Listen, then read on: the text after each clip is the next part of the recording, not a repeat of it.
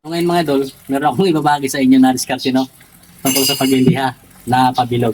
So ngayon, papakita ko sa inyo para matuto tayo. So let's go.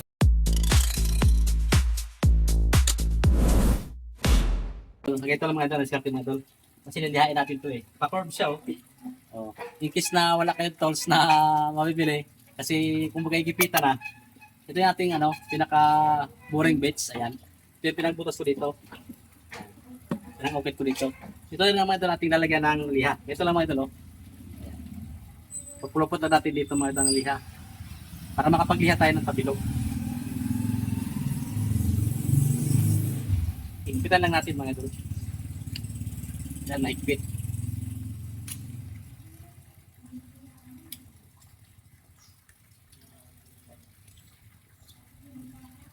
Ayan. Tapos ating gagamitan ng masking tape. Ang tawag nito mga ito ay diskarte.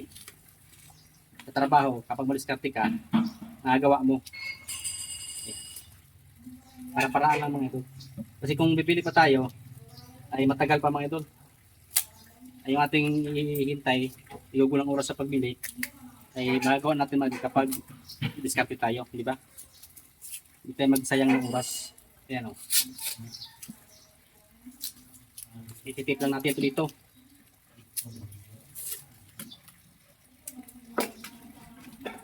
Ayan, di ba? Oh. Pwede natin pangliha ito sa pabilog. Okay. So, ating iliha dito.